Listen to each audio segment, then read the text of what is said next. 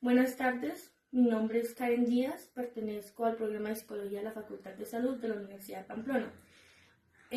Actualmente estoy cursando una materia que se llama Cívica y Construcción a la Paz.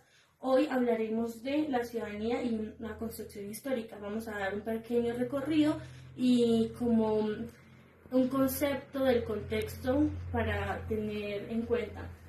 Bueno, empezamos con el concepto de ciudadanía, que el término no es un término estático, es el resultado de revoluciones de pensamientos de la antigüedad, donde digamos que la gente en la antigua Grecia, en el siglo XIX, no tenía derechos, no tenía voz ni voto sobre decisiones que se tomaban sobre ellos. En cuanto a las etapas históricas, tenemos la Grecia antigua. En la Grecia antigua, los hombres liberales, que estaban casados, que tenían terrenos, dinero, tenían una clase de voz en un movimiento que se llama la polis. Lo que pasa en la polis es que no tenía participación las mujeres, los esclavos o los extranjeros, solamente los casados con plata. Luego seguimos en Roma. En Roma se empezó a difundir el término derechos humanos. Entonces, digamos que los vecinos iban a ir a contar a los vecinos y eso solo pasó en ese contexto, en esa ubicación. Durante la Edad Media, el término se extinguió porque llegaron los señores feudales y para silenciar a la población, lo que hicieron fue, yo le doy terreno, usted trabaja, pero usted me tiene que pagar algo a mí. Entonces se extinguió, la gente estaba calmada. Cuando llega la modernidad y la ilustración, que ya sabemos que fue un movimiento muy fuerte, se vuelve a hablar de derechos humanos y allí, pues digamos que ya no solamente estaba el término en Europa, sino que, claro, como las personas viajaban a América por, no sé, mercancía y el trueque, entonces digamos que se empezó a difundir más como esta idea.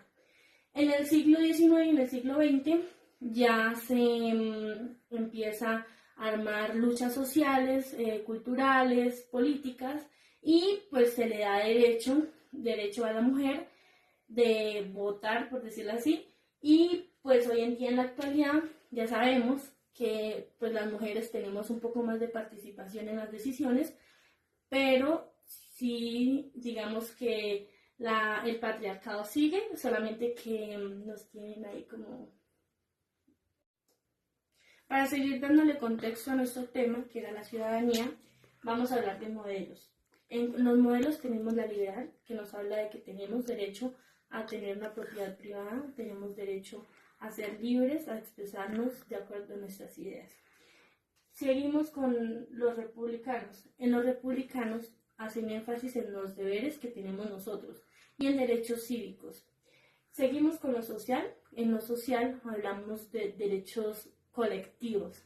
Tenemos derecho a la educación, tenemos derecho a un trabajo digno y a un trato digno en él. Seguimos con la participación activa. Aquí hablamos de la integración de todos, no importa la clase social, el estrato económico, la participación activa en la política. Para seguir, vamos a hablar de factores que impulsaron la evolución de la ciudadanía. Como hablamos de que no era un concepto estático, a lo largo de la historia hubieron revoluciones, hubieron luchas sociales y en esas, digamos que revueltas, fueron más propagadas por la clase baja, las mujeres y los esclavos, que eran quienes no tenían voz ni voto y entonces eran pues lo que dijera la persona. Digamos que siempre a lo largo de la historia se ha dado como una figura que pues es intocable, entonces era eso. Y en la concepción actual de la ciudadanía, pues hoy en día nos damos cuenta de que no solamente tenemos derechos, sino que tenemos deberes colectivos con los demás y tenemos deberes, digamos, con nuestro entorno y, digamos, los animales, las plantas, nuestro entorno. Y pues hoy el promotor es la convivencia, nos invita a ser un poquito más humildes y más nobles con nosotros, a entender, y pues era eso. Muchas gracias por escucharme y chao.